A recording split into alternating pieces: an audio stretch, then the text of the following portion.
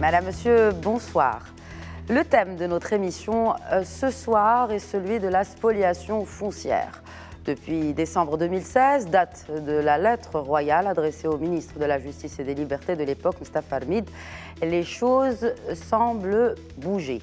Ainsi, un mécanisme de lutte contre la spoliation foncière a vu le jour. Sur le cadre juridique, il y a eu promulgation de plusieurs décrets de loi visant à verrouiller les process de ventes immobilières, un régime pénal réformé, donc plus répressif pour dissuader les fraudeurs. Il y a eu aussi réforme administrative avec la création d'un registre national des procurations, puisque celles-ci sont à l'origine de nombreux cas de spoliation. Résultat des réformes, les autorités judiciaires ont révélé une baisse du nombre de dossiers de spoliation foncière entre 2017 et 2018. Mais voilà, les associations de victimes de spoliation et de détournement d'héritage ne le voient pas de cet œil. L'une d'elles, l'Association de droit et de justice au Maroc, a même lancé en 2018 une pétition où elle propose des mesures complémentaires au dispositif arrêté par la Task Force anti-spoliation. Mesures surtout voté au Parlement. Comment alors mieux lutter contre ce phénomène qui chamboule la vie de ces victimes et entache l'image de tout un pays? Et quand bien même les spoliateurs sont condamnés, les victimes sont-elles pour autant indemnisées? Pour tout savoir sur la spoliation foncière, autour de la table d'éco-débat aujourd'hui, j'ai l'immense plaisir de recevoir le président de l'Ordre national des ingénieurs géomètres topographes, Khalid Yousfi. Bonjour. Bonjour, merci pour l'invitation. Bienvenue à vous sur ce plateau. Merci à vous. Également sur le plateau d'éco-débat, le président du Conseil national de l'Ordre des notaires, Maître Latifi Agou. Bonsoir et bienvenue à vous aussi. Bonjour et merci pour cette invitation. Merci à vous de l'avoir accepté. Également sur ce plateau et pour représenter l'Agence nationale de la conservation foncière, du cadastre et de la cartographie, son inspecteur général, Hicham Belkher. Bonsoir et bienvenue à vous. Bonsoir et merci pour l'invitation. Il a fait beaucoup d'enquêtes et d'investigations autour de cette question de spoliation foncière, ce qui lui a valu 2 fois le Grand Prix national de la presse en 2006 et en 2015. Il est également juriste de formation. J'ai l'immense plaisir également de recevoir sur le plateau d'éco-débat mon confrère Faisal Fakiri. Bonjour et bienvenue à vous aussi. Bonjour, très chère consoeur, et merci beaucoup pour cette invitation. Alors, merci à vous tous donc d'avoir accepté l'invitation d'éco-débat et afin de dissiper le doute, parce qu'on entend souvent 2 termes qui reviennent. On entend spoliation foncière et spoliation immobilière. Y a-t-il une différence entre ces 2 notions, ne serait-ce déjà que pour nos téléspectateurs qui pourraient éventuellement avoir un doute? Maître Yago. Bonjour. La distinction entre les 2, foncière, immobilière, donc ça réside dans le fait de la multiplicité des régimes fonciers en droit marocain. Mais dans l'ensemble, donc ça revient toujours à la même chose, c'est l'immobilier, ça touche l'immobilier donc directement. Alors, il n'y a pas de différence, on peut dire spoliation immobilière. Il ne s'agit pas d'un terrain vague, mais ou construit. En tout cas, c'est la même chose quand on parle de spoliation immobilière. La différence uniquement entre ce qui est immatriculé et ce qui n'est pas immatriculé. C'est-à-dire parce que, comme je dis, la multiplicité des régimes fonciers marocains, il y a le régime MELK, il y a le régime les terrains non immatriculés, il y a le droit des INA, les droits coutumiers de manière générale. C'est ça ce qui fait la différence entre les 2. Mais la spoliation touche tous ces systèmes-là, bien sûr. C'est l'immeuble. Alors, puisqu'on parle de spoliation qui touche tous ces secteurs-là que vous avez cités et ces milieux-là, si on devait parler de chiffres, les derniers chiffres qui ont été publiés datent de 2018. Ont-ils été rafraîchis, selon vous? Oui, donc d'après le dernier rapport donc, en 2018 qui a été émis par le ministère de la Justice, il y avait donc le nombre de 102 dossiers qui étaient donc pendants devant les tribunaux au Maroc, que ce soit donc, au niveau de la Cour de cassation, que ce soit au niveau des différentes cours d'appel, ou que ce soit donc au niveau des tribunaux de première instance. Actuellement, d'après donc, les derniers chiffres que nous avons reçus, donc, il y a donc 44 dossiers qui sont toujours pendants devant les tribunaux. 44 dossiers devant les tribunaux, en attendant bien sûr que ce soit rafraîchi en 2019. Il y a certains dossiers, dont une vingtaine de dossiers qui a été donc jugés définitivement donc, au niveau de la Cour de cassation. Très bien. Alors, je me tourne vers Faisal Fakiri. Donc, vous avez une grande expérience dans le domaine de la spoliation foncière. Vous avez suivi beaucoup de dossiers. En tant que journaliste, pas en tant que fraudeur. Loin de moi cette idée. Hein. En tout cas, vous n'êtes pas invité en tant que fraudeur sur ce plateau. Ce n'est pas le but. En tout cas, pour revenir à ces chiffres-là, Donc il y a eu une baisse. Selon vous, est-ce de bon augure entre 2017 et 2018? Moi, d'abord, j'ai beaucoup de réserves par rapport à ces chiffres. Parce que, à mon avis, elles ne reflètent pas totalement l'ampleur du phénomène sur le plan judiciaire. On a plusieurs juridictions, d'abord. Je sais que ce sont des chiffres qui émanent du ministère de la Justice et qui ont été collectés par les juges, pour simplifier, et qui ont été remis au ministère de la Justice. Sachant qu'on est dans un cadre spécial, puisque la justice elle est devenue indépendante, donc les juges indépendants du ministère de la Justice. Donc vous voyez en termes de vérification, de verrouillage... Mais en tout cas, ils sont sur le terrain. Il y a sur le terrain, mais c'est très important. Ce chiffre-là est en dessous de la réalité. Pourquoi dites-vous cela? Pourquoi je dis ça? Parce que ce n'est pas une impression, c'est une certitude, hein, et j'assume ma position. C'est que je pense que les juridictions, les juges, les magistrats n'ont pas encore totalement bien cerné ce phénomène. Parce qu'il ne faut pas résumer la spoliation foncière aux procurations. Hein. La spoliation foncière, je ne voudrais pas compliquer la situation, mais la spoliation foncière peut passer par des ventes aux enchères. Nous allons arriver à ce point très important, justement, de ces brèches qui permettent ou par la spoliation foncière. Par la voie de fait, qui est tout simplement l'appropriation illégale d'un bien par l'État. Sur une propriété foncière. Très bien. Donc, moi, je me demande aujourd'hui, j'aurais bien aimé qu'on ait, par exemple, un juge parmi nous pour nous expliquer. Moi, l'impression que j'ai en tant qu'observateur, parce que je travaille quand même sur ce sujet depuis 2011, j'ai l'impression qu'aujourd'hui, on parle de spoliation foncière, mais en tout cas, au niveau des juridictions, on ne sait pas exactement... on n'a pas la même définition, on n'a pas la même vision. Il ne faut pas le réduire à des procurations ou à du faux usage du faux. Loin de là. Très bien.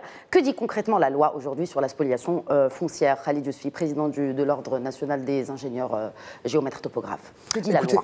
La spoliation foncière, je crois, c'est un phénomène qui n'est pas propre à notre pays. C'est un phénomène qui est international et qui touche le foncier, qui est aujourd'hui, partout dans le monde, une source de richesse et quelque chose qui a un intérêt particulier et où il y a plusieurs intervenants. Et donc, c'est quelque chose qui touche plusieurs pays et chaque pays réagit en fonction de son arsenal juridique. Aujourd'hui, le Maroc est suffisamment outillé en matière de textes juridiques et réglementaires pour justement punir et contrecarrer ce genre de pratiques illégales. Par rapport aux chiffres, j'imagine que c'est des chiffres qui émanent du ministère de la Justice, parce que généralement, lorsqu'on a été victime d'une spoliation, on s'adresse automatiquement et on dépose une plainte pour qu'une enquête judiciaire se déclenche. Donc ça c'est la démarche réglementaire et légale et classique. Alors, juste pour revenir justement à cette loi, Maître Yagou, est-ce que vous pensez, comme le disait M. Yousfi, que le Maroc est suffisamment outillé en termes de texte de loi pour endiguer ce phénomène de spoliation foncière, qui continue à faire des victimes? On ne dirait pas qu'il y a donc éradication totale de ce phénomène-là, parce que, d'abord, je veux revenir sur ce qui a été dit par mon ami Faisal, en ce qui concerne la distinction entre spoliation comme phénomène. On parle de phénomène. Pourquoi les statistiques donc n'englobent pas tous les dossiers, n'englobent pas certains dossiers, parce que tout simplement pour le ministère de la Justice, il considère que certaines infractions ne constituent pas une véritable spoliation. C'est le cas, par exemple, de l'expropriation. C'est le cas, par exemple, de la vente aux enchères. Parce que là, quand on parle de phénomène, on parle uniquement des méthodes. D'accord? Dans le cadre de cette commission dont je suis membre, on a fait donc le diagnostic des moyens et des méthodes qui sont utilisées pour arriver donc à s'accaparer d'un bien immeuble d'une autre personne et en quelque sorte à spolier ce bien. L'expropriation n'est pas une spoliation. Non, l'expropriation ne rentre pas, parce qu'il y a le faux, les usages de faux, d'accord, l'utilisation donc de manœuvres dolosives induites réflexionnelles, l'utilisation ou l'usage de plusieurs moyens tels que par exemple les procurations, les dossiers spéciaux au niveau de la conservation. Nous reviendrons en détail sur ces manières d'effectuer. Actuellement, il y a tout un arsenal juridique, oui. mais l'arsenal juridique on lui seul donc n'est pas suffisant. C'est-à-dire, il faut qu'il y ait donc c'est un problème qui n'est pas limité uniquement à certains secteurs particuliers ou à des professions bien déterminées, mais c'est une affaire d'État, donc où il faut donc conjuguer les efforts de tous les secteurs pour éradiquer totalement ce phénomène. Ce n'est pas uniquement les textes de loi qui vont mettre fin à ce problème. Je vous dis par exemple, ne serait-ce qu'actuellement, il y a encore des cartes non scellées qui sont falsifiées. Très bien. Alors, je me tourne vers Hicham Belkher, inspecteur général de l'Agence nationale de conservation foncière, du cadastre et de la cartographie. Vous, en tant qu'agence, aujourd'hui, vous pensez que, déjà, qui est responsable? Qui entre justement dans ce processus général, quelle que soit la manière utilisée, fausse procuration ou faux usage de faux, qui est responsable? Tout d'abord, je voudrais rebondir sur ce qui a été dit par notre ami Faisal et Maître Yago et aussi Maître Yousfi sur le terme, parce qu'il est très important de déterminer sur le plan juridique avec exactitude ce que c'est que la spoliation des biens d'autrui. Évidemment, je rejoins Maître Yago sur le fait que la spoliation, c'est la dépossession d'un bien par des moyens frauduleux. Et donc, dans ce sens-là, l'expropriation ou les ventes aux enchères ne rentrent pas dans ce cadre. Et je signale que c'est à la justice qui est souveraine, c'est elle qui procède à la qualification des actes frauduleux. Ça, c'est le premier point.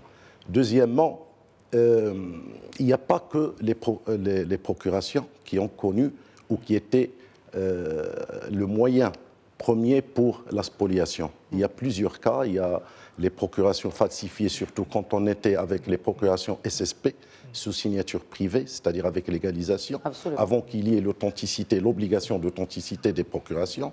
Il y a les filiations, il y a aussi les actes établis, et c'est très important, les actes établis à l'étranger, dans la procédure marocaine à travers le CPC, le Code de procédure civile marocain exige l'exéquatur. Il y a aussi, et ça a été diagnostiqué au niveau de la commission, il s'agit bien évidemment d'une forme de société, qui est la société civile immobilière. Pourquoi? Parce que, bon, on reviendra sur ce sujet, parce qu'elle n'était pas inscrite au registre de commerce et toutes les modifications qui concernaient ces sociétés, il n'y avait pas de publicité. Ni de personne morale. Ni de personne. Maintenant, qui est responsable? C'est les spoliateurs. Et là, le diagnostic, je vais expliquer. Le diagnostic a démontré qu'il y avait soit une personne physique toute seule, ou bien il y avait un réseau. Le diagnostic a démontré qu'il y avait peut-être dans certains cas un réseau qui englobait... de mafia, si vous voulez, un réseau mafieux. C'est un réseau mafieux, très bien organisé. Bien évidemment, parce que le fait de déposséder quelqu'un de son bien, qu'il soit marocain ou étranger, à ma foi, je sais l'impact psychologique négatif, l'impact financier, l'image de marque d'un système qui, depuis 1913, plus d'un siècle, a réussi à sauvegarder et à assurer la sécurité foncière. Parce que devant, moi je veux reprendre le nombre qui ont été avancés par Maître Yago. Si on a des dossiers où il y a spoliation, j'imagine qu'il y a des centaines de dossiers où, grâce à la mobilisation des partenaires, grâce à la mobilisation de femmes et d'hommes appartenant à la SFCC, ont été déjoués. Des cas de spoliation qui ont été déjoués grâce au contrôle rigoureux et aux principes fondamentaux que présente la législation foncière. Très bien, mais quand vous dites ça, est-ce qu'aujourd'hui, au sein de l'agence, on peut faire la différence entre un document qui est frauduleux et pas? Est-ce qu'on a les moyens, dans l'agence? Puis nous reviendrons à ces réseaux. Nous reviendrons à ce qu'on appelle les mesures réglementaires qui ont été installées par la SFCC. On peut y revenir. Mais pour répondre à votre question, il faut revenir aux attributions dévolues par le législateur aux conservateurs, qui sont de l'ordre de 4 ou 5 attributions. C'est vrai, il est vrai que le conservateur, à travers les dispositions du DAI du 12 août 13, telles que modifiées par la loi 1407, impose aux conservateurs, d'après l'article 72 et suivant, de vérifier les documents qui sont déposés pour être inscrits sur les registres fonciers, de vérifier le fond et la forme de ces actes. Mais que veut-on dire par forme et fond?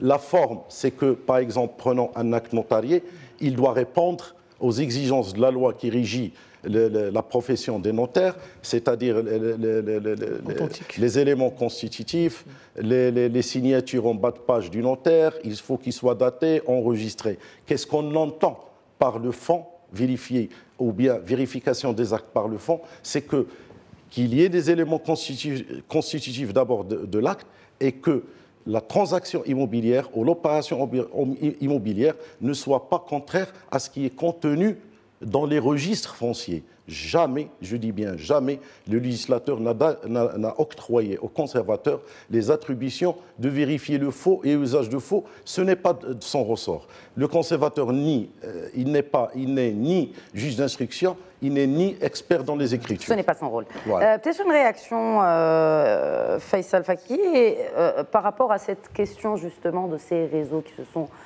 Aujourd'hui, on ne parle pas de personne, d'une seule personne, mais d'un vrai réseau, comme l'a si bien décrit M. Belkher.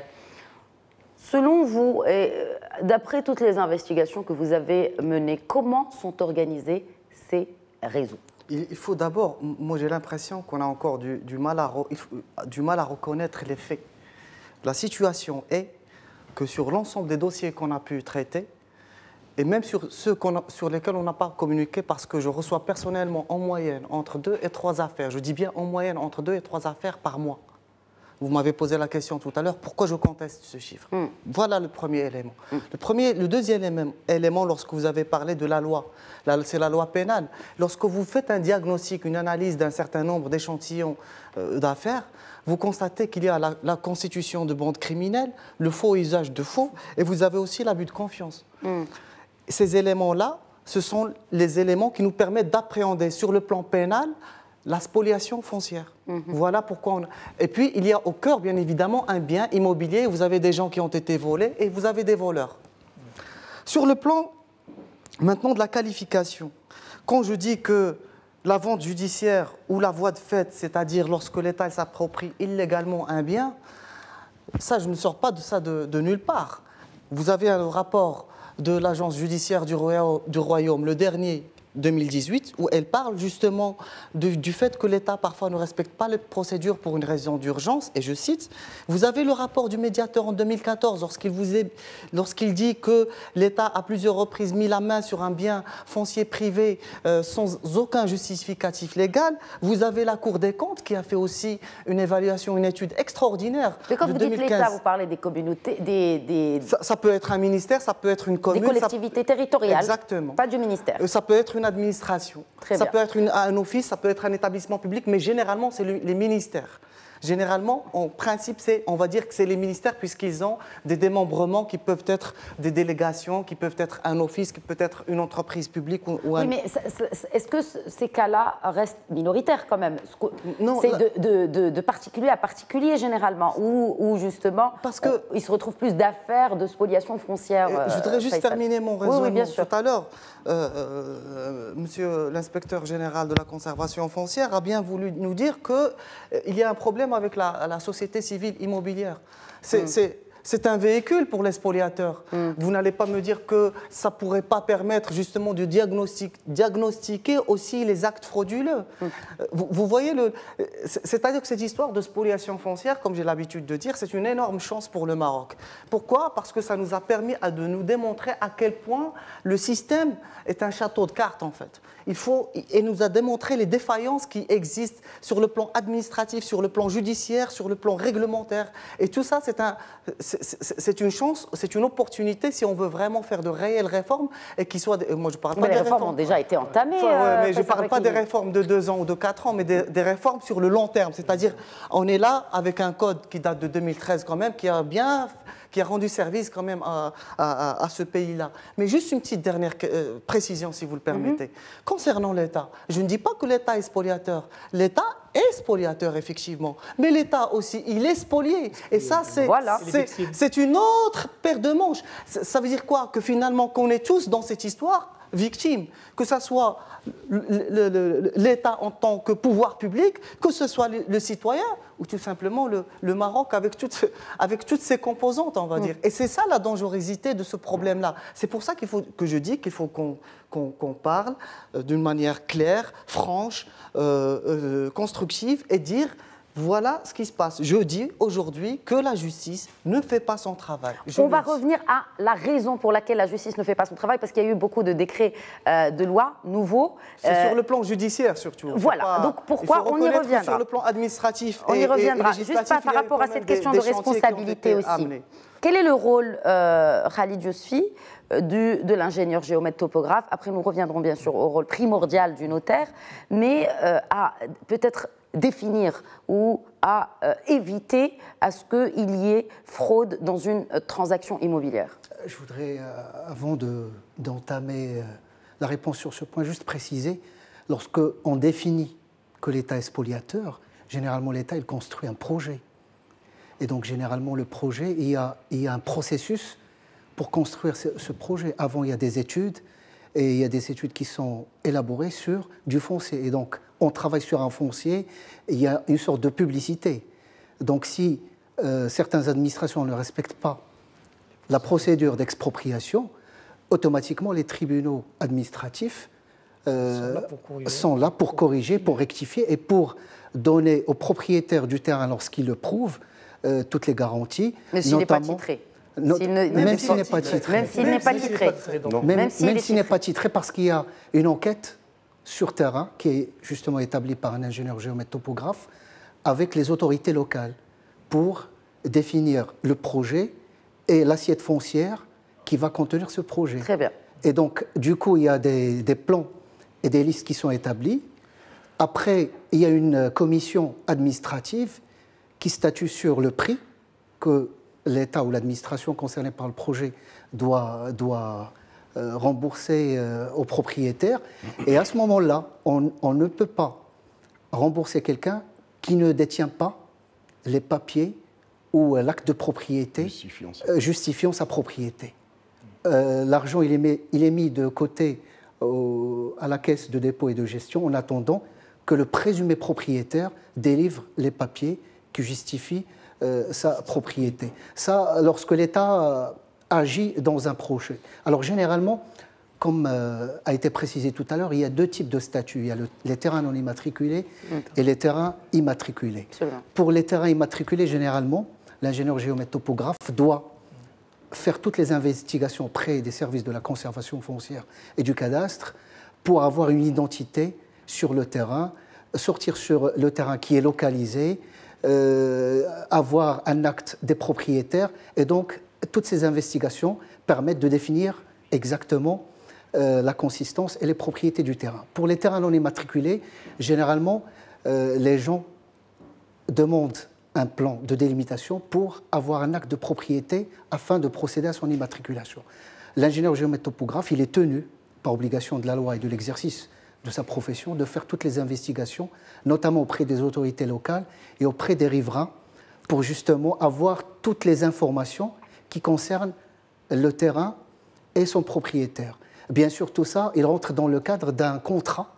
C'est une prestation contractuelle qui définit qui doit faire quoi et qui demande quoi. Et à travers toutes les enquêtes, généralement, comme l'a précisé tout à l'heure, soit on va déjouer une tentative de spoliation, soit tout le monde, surtout les riverains, déclarent que c'est réellement le propriétaire qui exploite le terrain. Et il y a d'autres démarches pour avoir l'acte de propriété afin de procéder à son immatriculation auprès des services de la conservation foncière. Très bien. Quels sont les autres... Vous vouliez rajouter peut-être quelque chose? Oui, justement, on parlait tout à l'heure de contrat. Chaque prestation, la loi oblige l'ingénieur géomètre topographe à avoir un contrat avec son client. C'est-à-dire? Un contrat, il faut que ce soit contractuel, signé entre les deux. Et depuis 2018, on a dématérialisé ce contrat. Et chaque contrat génère un code QR qui contient des informations cryptées qu'on met sur les plans. Et donc, du coup, on va avoir plus de fiabilité, de traçabilité de ces documents graphiques qui C'est circulent. déjà opérationnel. C'est déjà opérationnel depuis 2018. D'accord. Alors, juste pour finir cette première partie, brièvement, Maître Yagou, on est en train de parler de responsabilité. Quels sont les intervenants dans une opération de spoliation foncière? Généralement, donc il y a un spoliateur, un spolié, bien naturellement. Oui. Mais sinon, il y a des autres maillons qui sont concernés. Qui sont-ils? Ben, ça concerne tout le monde, hein. Ça concerne tous les secteurs, sans exception. D'accord. Ceux qui rédigent, ceux qui inscrivent, ceux qui font plaident. l'intermédiation. Ceux qui jugent. Ceux qui jugent tout. D'accord. C'est tout un tout. Donc, on ne peut pas donc identifier lequel.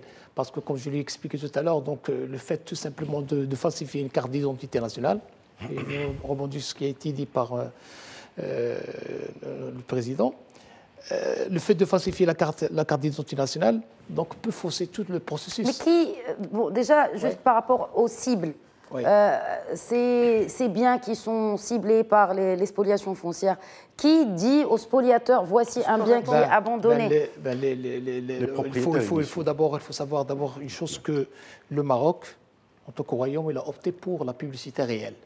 D'accord. Ce qui est différent de la publicité personnelle.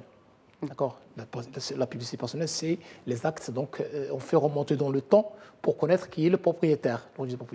Alors que nous, au Maroc, on a une publicité réelle qui est publique, ou l'information, donc c'est l'information qui fait la sécurité du régime lui-même. C'est un régime foncier qui est basé sur la publicité foncière. C'est-à-dire, en commençant par l'immatriculation, quand on transfère un bien du régime du bien milk vers le régime de la publicité foncière, on est obligé de faire toute une publicité, même dans au Qaïda, au tribunal, sur le bulletin officiel, sur le journal de nos regards. Donc, mais qu'en est-il des biens qui ne sont pas, justement, qui sont abandonnés depuis des décennies?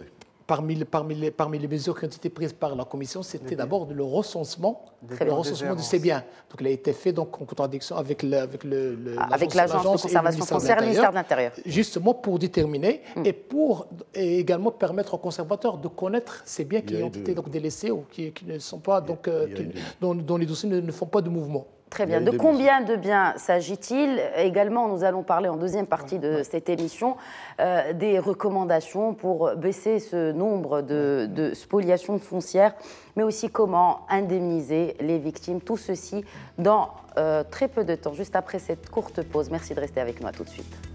Bonsoir et bienvenue à ceux qui nous rejoignent. Vous regardez Éco-Débat, qui traite aujourd'hui de la problématique épineuse de la spoliation foncière au Maroc. Juste avant la pause pub, nous évoquions cette question de responsabilité. Qui intervient justement dans ce processus de spoliation foncière? Qu'est-ce qui a été fait depuis cette lettre royale de décembre 2016? Parmi les choses effectivement qui ont été réformées, il y a justement ce consensus à répertorier les biens qui sont abandonnés, notamment à travers l'Agence marocaine de conservation foncière du cadastre et de la cartographie, en partenariat avec le ministère de l'Intérieur.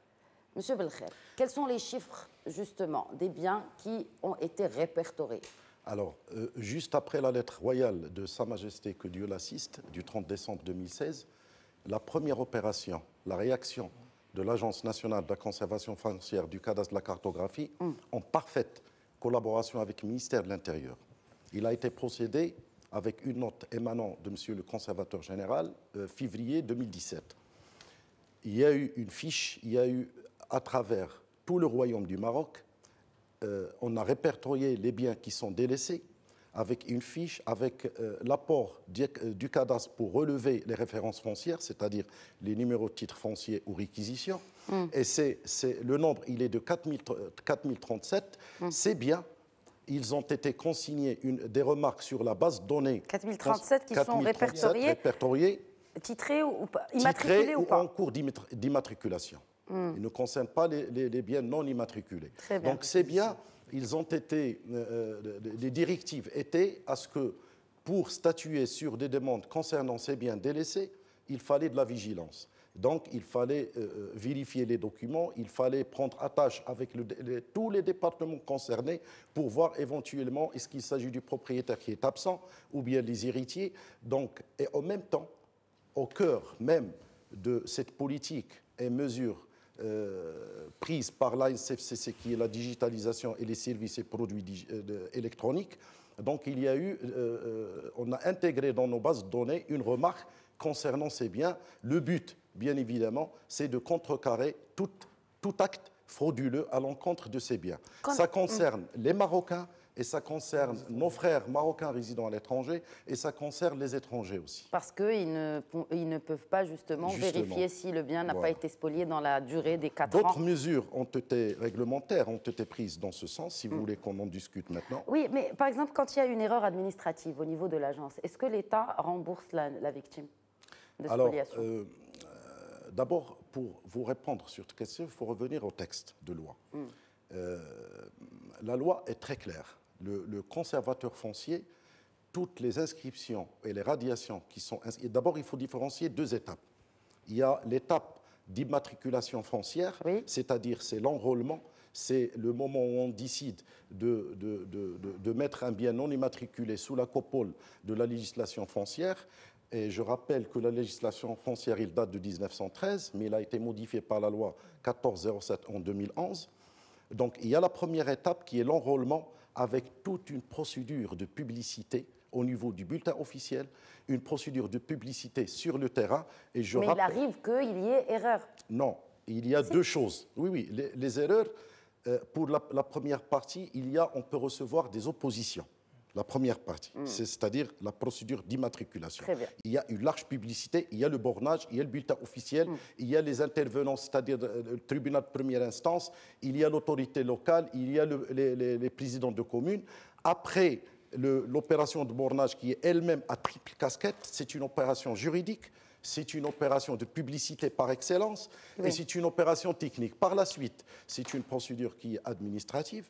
En cas d'opposition, il devient une procédure judiciaire par l'envoi du dossier au tribunal qui reste seul qualifié pour statuer sur les oppositions. Maintenant, la deuxième étape, pour revenir aux erreurs. La deuxième étape, c'est une fois on a le titre foncier. Et je rappelle qu'un titre foncier immatriculé est un titre définitif et inattaquable. Oui, mais s'il y a 2 titres fonciers pour la même propriété, ce sont des cas qui existent. Je vais vous répondre. Pour la première partie, généralement, on ne se retrouve pas dans ces cas similaires parce qu'il y a le bornage et le lever et tout cela. En cas de dol, le législateur prévoit qu'en cas de dol, avec ces éléments, parce que le dol, il suppose un élément matériel et un élément moral. L'élément matériel, c'est les manœuvres dolosives et l'élément moral, c'est l'intention d'induire l'autre personne en erreur. On peut passer à l'indemnisation en cas de dol. Maintenant, pour les erreurs, c'est la deuxième partie, c'est-à-dire une fois on a le titre foncier, soit issu d'immatriculation, soit issu de morcellement ou de lotissement ou de copropriété, lorsque le conservateur constate qu'il y a une erreur sur le titre foncier, le législateur lui permet, à travers l'article 29, de corriger cette erreur et de la notifier aux parties, c'est-à-dire aux propriétaires inscrits, sous peine de recours. Sinon, si le conservateur refuse cette rectification, on passe directement au recours contre sa décision au niveau du tribunal compétent, et c'est le juge, c'est-à-dire à travers un jugement définitif ayant acquis la force de la chose jugée, qu'on peut rectifier cette inscription. Très bien. Une réaction, peut-être, Faisal Fakiri, sur ce qui a été dit. Parce que quand même, je tiens pour qu'on se situe bien dans cette histoire, j'ai envie de dire, qui est responsable? C'était votre question. C'est l'appareil administratif et judiciaire. Vous me dites, c'est qui l'appareil administratif et judiciaire? Je vous dis que c'est des fonctionnaires. Exemple, vous avez un mandat ou un contrat sous seing privé qui est un faux. Puisqu'on a utilisé le nom d'une personne qui n'existe pas, on doit le légaliser. Donc vous allez où?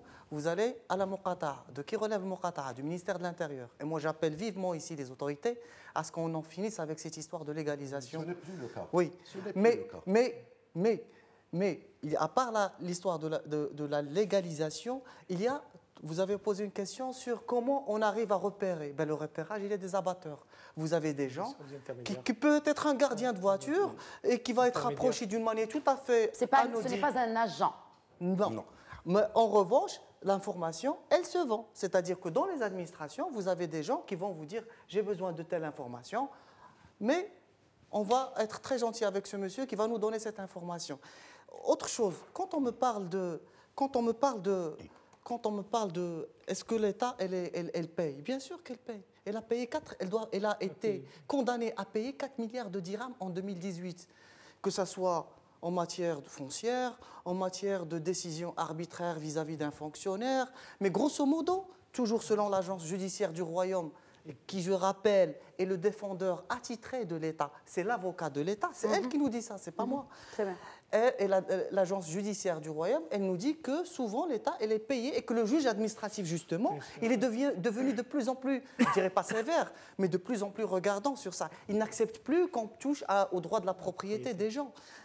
Autre chose, et ça, par rapport toujours à ces chiffres, on est à 13 milliards de dirhams entre 2010 et 2018, c'est énorme. Moi, je plains l'État en tant que contribuable parce que finalement, c'est nous qui payons cet argent de notre poche puisque nous sommes contribuables. On paye le coût de la non-conformité juridique, comme l'a si bien dit l'agence judiciaire du Royaume dans l'un de ses rapports. Mais ce qui est plus important dans cette histoire, concernant ces biens répertoriés, moi, je trouve que c'était un travail qu'il fallait faire et heureusement qu'il a été fait. Quels sont les biens cibles, justement? Quels sont les biens qui sont ciblés Parce par que spoliation tout foncière? à l'heure, Quel genre de biens? Je vais vous expliquer. Aujourd'hui, vous pouvez vous balader dans un endroit comme le Ma'arif, à titre d'exemple. Je n'aurais pas donné de mauvaises idées à quiconque. Hein.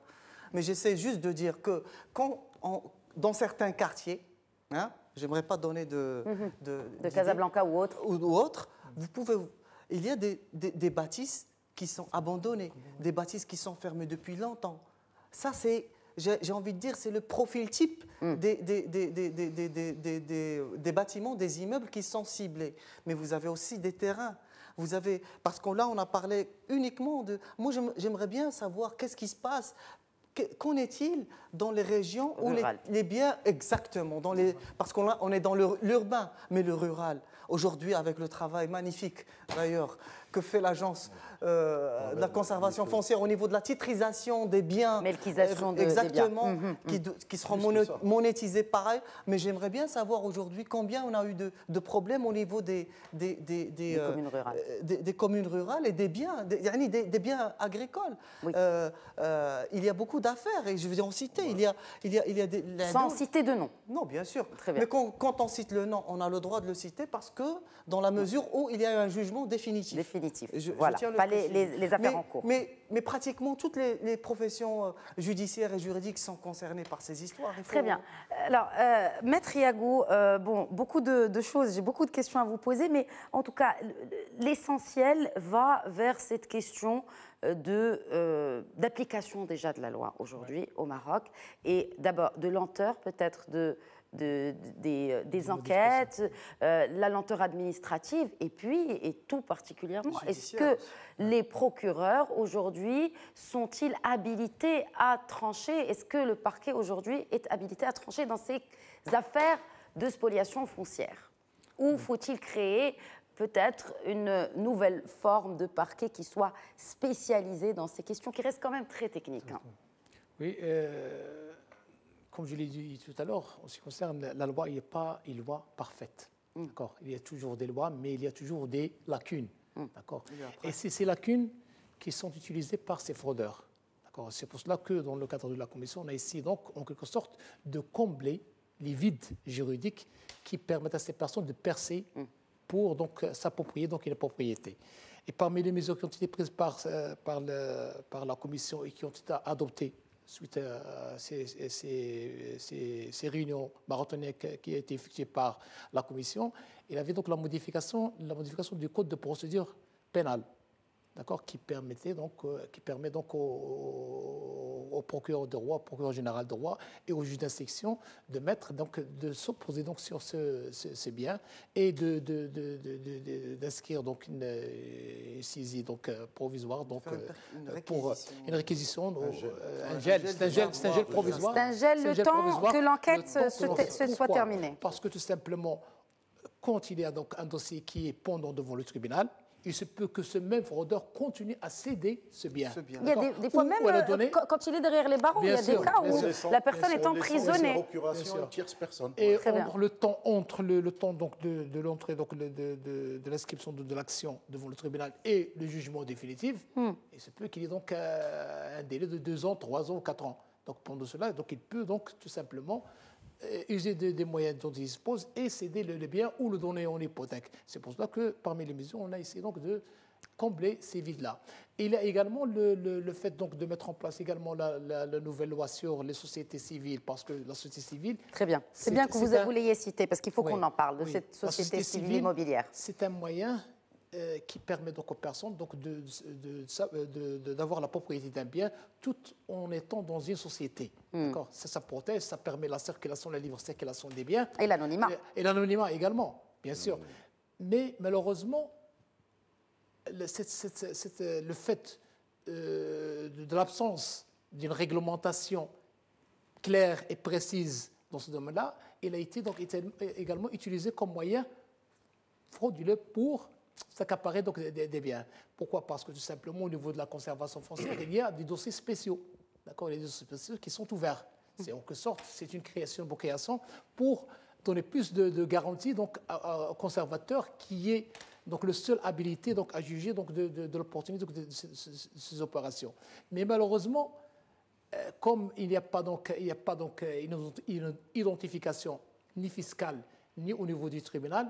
Donc, ça a permis donc également à la fraude parce que tout simplement, on peut changer, comme je l'ai dit tout à l'heure, en utilisant par exemple soit une fausse carte d'identité, soit en utilisant également une procuration falsifiée, on peut tout simplement procéder à la mise à jour du dossier spécial qui est ouvert à la conservation foncière et par la suite, donc le conservateur ne va pas donc, il n'est pas habilité à faire des investigations parce que les documents qu'il a devant lui, donc pour lui, ce sont des documents qui répondent aussi bien donc à la forme qu'au fond. Et donc, la propriété peut être vendue. Et qu'en est-il de cette période de 4 ans pour agir, justement? Est-ce que vous pensez qu'elle est aujourd'hui, est-ce qu'elle n'est pas obsolète aujourd'hui? Parce que si la personne ne, tout simplement, ne check pas la validité de son titre foncier, ça, ou en tout cas qui lui appartient toujours, est-ce que cette durée de 4 ans, elle n'est pas à revoir? Est-ce que ça ne va pas être traité au niveau de la commission?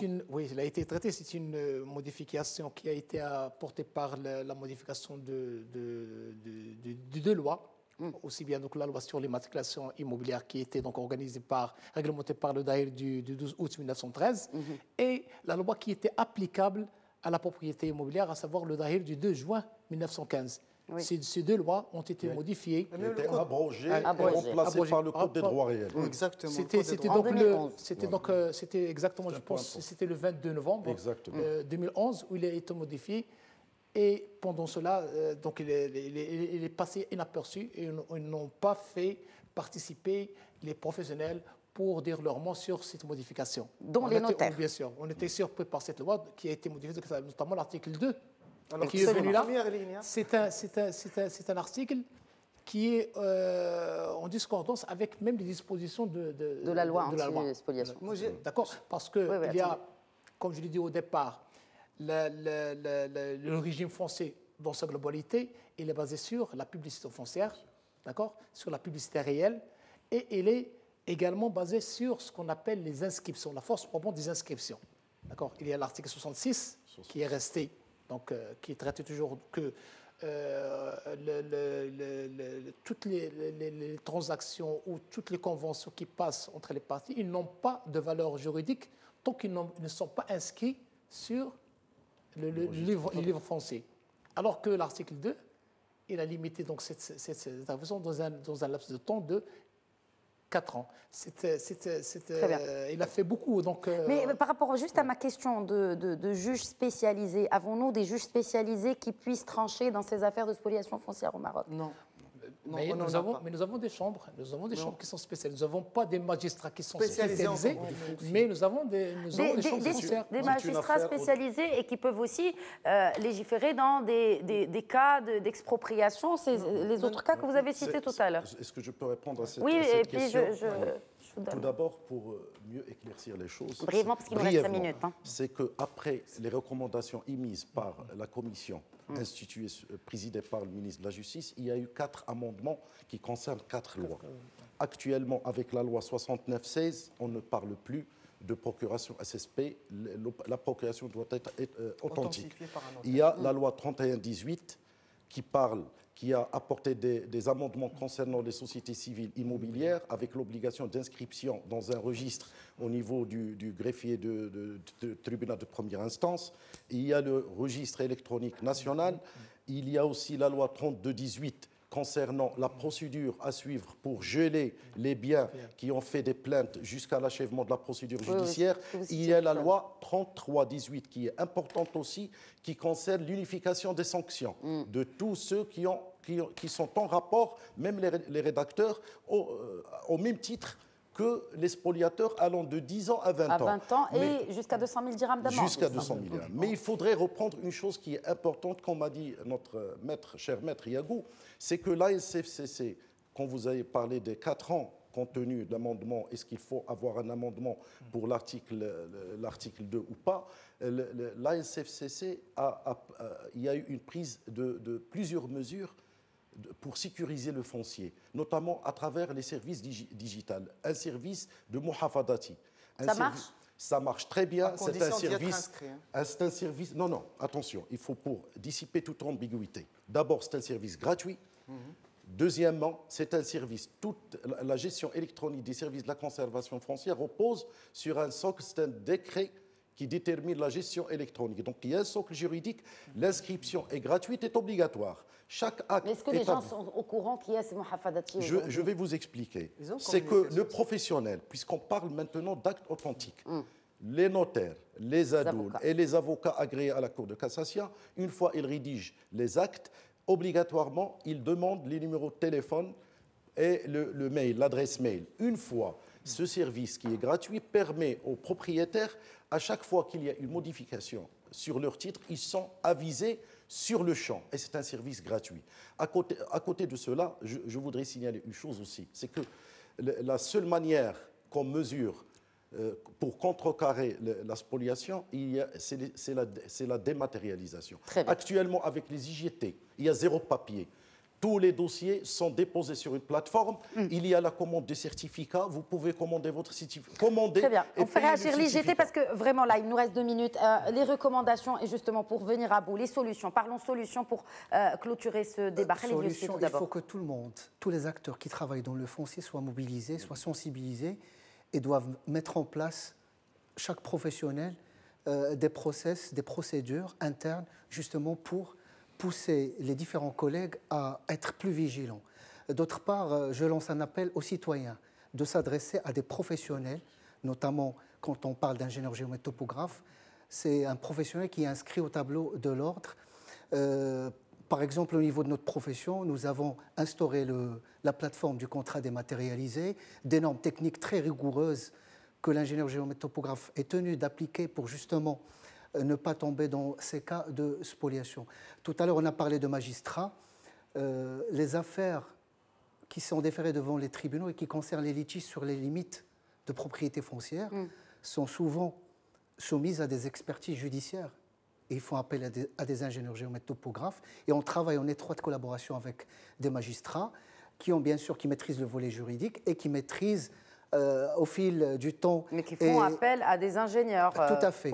C'est une obligation dans les expertises judiciaires pour justement définir les aspects techniques qui vont permettre aux magistrats de prendre la bonne décision et bien évidemment sur la base des documents qui sont fournis par les deux parties. Donc voilà globalement. Bien sûr, pour la profession, on est engagé dans le processus de digitalisation qui est lancé par la conservation foncière. Et ça marche depuis 2017. Et aujourd'hui, on est pratiquement à 0 papier dans les différents échanges électroniques. Ça limite aussi les fraudes. Le contact. Très bien. Juste pour terminer, il y a cette question d'héritage dans la spoliation foncière.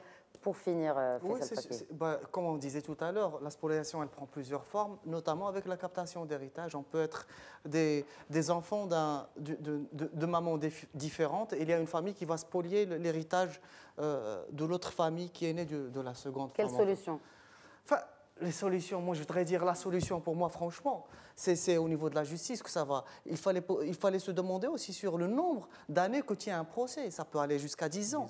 Vous avez des affaires, l'affaire Kimia par exemple, où il a récupéré sa villa et en même temps il a des problèmes avec la banque. Vous avez des gens qui continuent à se battre avec le fisc, ainsi de suite.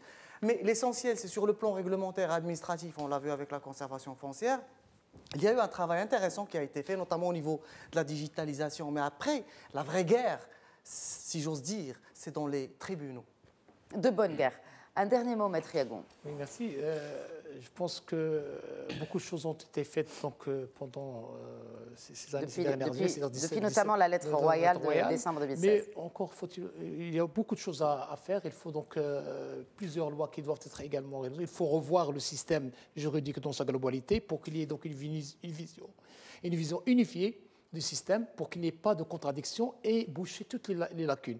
Il faut également généraliser l'authenticité des actes, puisque c'est un moyen de sécurité et la conservation elle est là pour en témoigner. Il faut également donc encourager la dématérialisation. L'Ordre national des notaires a déjà entamé donc la dématérialisation depuis donc 2015. Actuellement, nous disposons également d'une plateforme qui nous permet donc la télédéclaration avec la DGI et nous permet également d'inscrire les actes en ligne avec la conservation foncière. Et on est sur le point donc de mettre en place également l'acte électronique. Notarié. Exactement. Merci beaucoup, Maître Abdelatif Yagour, Khalid Yousfi, Hicham Belkher et bien sûr mon frère Faisal Fakihi, en tout cas d'avoir apporté vos éclairages respectifs à cette question qui fait encore des victimes, cette question de spoliation foncière. Merci à tous de votre fidélité. Très bonne suite des programmes sur notre antenne. Je vous donne rendez-vous la semaine prochaine pour un nouveau numéro d'Éco-Débat.